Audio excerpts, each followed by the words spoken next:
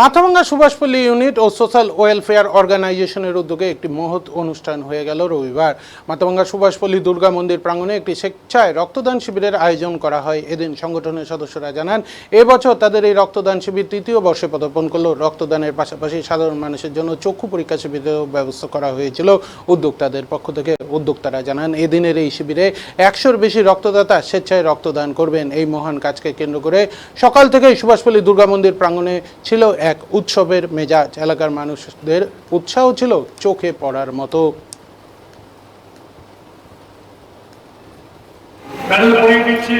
আমাদের শিবুস্তদা মহাশয়কে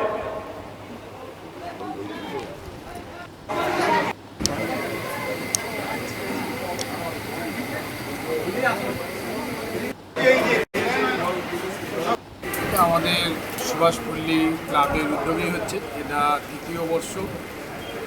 আর এরকম উদ্যোগ যত বেশি করে হবে সমাজে তত মঙ্গল।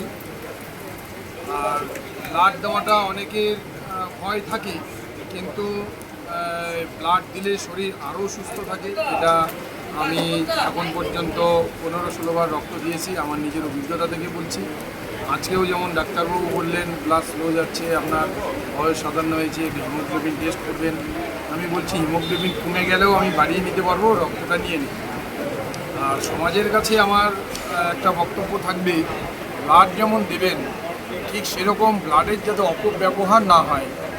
কোনো ব্লাড ব্যাংক থেকে যাতে 5,000 10,000 দিয়ে ব্লাড বিক্রি না হয়, এর জন্য সবাই সর্বদা নজর রাখবেন, এটাও আমাদের কর্তব্য। আজকে 100-র উপরে রক্তদান করার কথা, এখন পর্যন্ত 25 পার হয়েছে। আপনার নাম? আমার নাম চন্দন কুন্ডু। আপনি এই ক্লাবের কোনো দায়িত্ব রয়েছে? আমি এই ক্লাবেরই সদস্য। আমি একটা হাই স্কুলে চাকরি করি, রাষ্ট্রীয় স্বয়ংসেবক সংঘের কার্যকর। মানে কি বলবো, সবাইকে নমস্কার, ধন্যবাদ সবাইকে। অ্যাকচুয়ালি আমরা সবাই জানি যে সব কিছুর কারখানা আছে, কিন্তু সব কিছু কারখানায় তৈরি হয়, একমাত্র রক্ত যেটা মানুষের শরীরে তৈরি হয় এটা কোথাও পাওয়া যায় না। তাই যেমন একটি গাছ একটি প্রাণ, আর সেই প্রাণ রক্ষার জন্য প্রত্যেকেরই এই রক্তদান করাটা মনে হয় উচিত। কারণ কি, রক্তটা তো দিলে কোনোদিনও ক্ষতি হয় না বা কমতি পড়ে না, সেটা অটোমেটিক তৈরি হয়।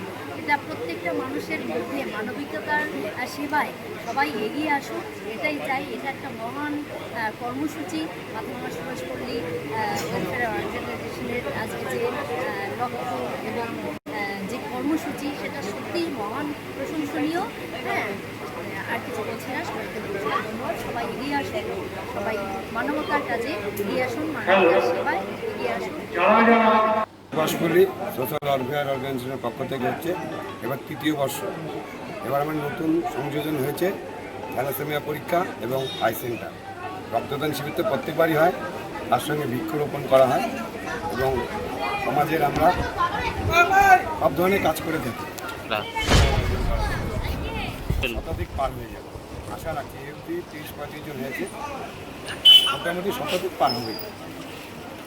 আপনার নাম, ক্লাবের কি দায়িত্ব, সংগঠনের কি দায়িত্বে আছে? আমরা ক্লাব সদস্য সবাই। আমার নাম শিবু সাহা, এখানে ক্লাব সদস্যরা সব আছে। সুভাষপল্লী